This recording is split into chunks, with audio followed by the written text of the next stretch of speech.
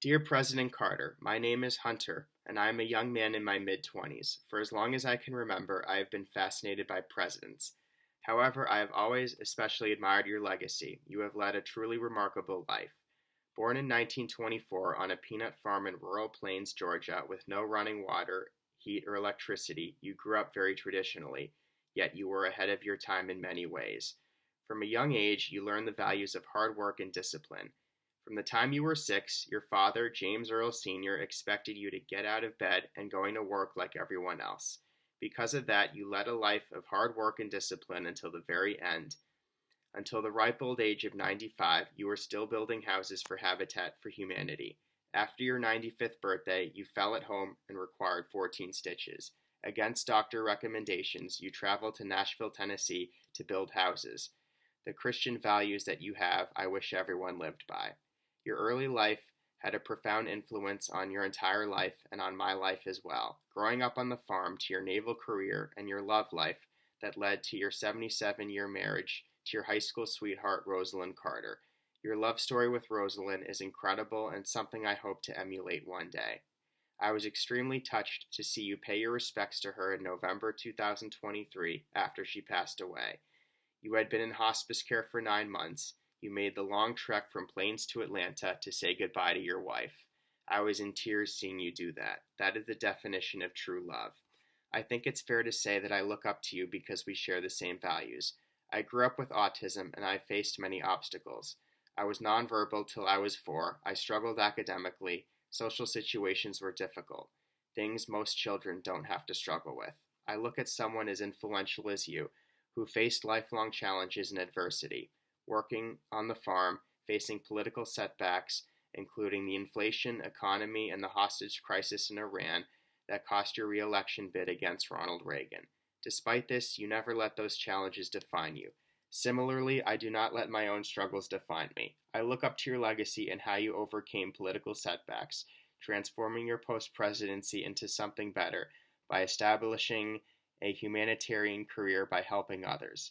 My family also shares the same values you do, especially my father's side. My father campaigned for you when you ran for president in 1976 when he was a freshman at Harvard University studying biology. He still remembers shaking your hand. My paternal grandfather passed away in 2010, voted for you twice, and was a big fan of yours. He was born 5 years before you in 1919. My paternal grandmother was born the same year as Rosalind, and she loved poetry and nature. Your grandson Hugo Wenzel, who is the same age as me, appeared on the Claim to Fame television show in August of 2023. He ended up losing the show, and he had to reveal that he was related to you. He gave you a moving tribute in tears, and I was in tears myself. I could relate a lot to him as he talked about how he stands for everything you stand for, and I feel the same way. You had your setbacks. Your presidency was marked by many successes, including a major peacemaking treaty, the Camp David Accords in 1978, which forged peace in the Middle East between Egypt and Israel. You established the Department of Education in 1979 to help poor and underfunded students receive the best quality education, and you recognized the importance of women's rights by establishing International Women's Month. As a person who works as a special education aide, I live by your values, and I am reminded of how you founded the Department of Education to help students like myself learn better. You were a man that did not like discord, tension, disagreements, or violence.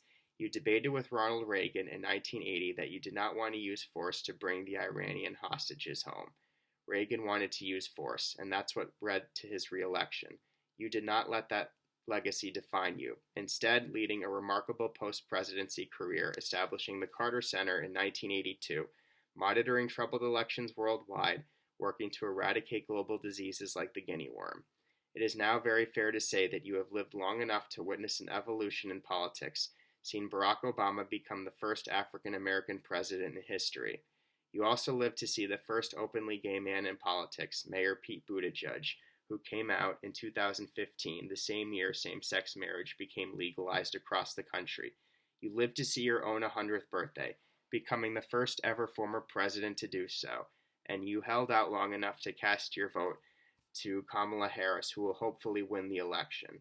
I remember back in 2015 when you were diagnosed with cancer. You asked God to help you give you a proper attitude toward death, but God gave you a longer life instead because of all the good deeds you have done. If anyone deserves to live to 100 and vote for Kamala Harris, it's you. President Carter, thank you for everything you have done for our world and our country. I'm wishing you much happiness, health, and peace in your remaining days with all of your children, grandchildren, and great grandchildren. I am praying for you every single day. God bless you always. From a very thankful United States citizen, Hunter.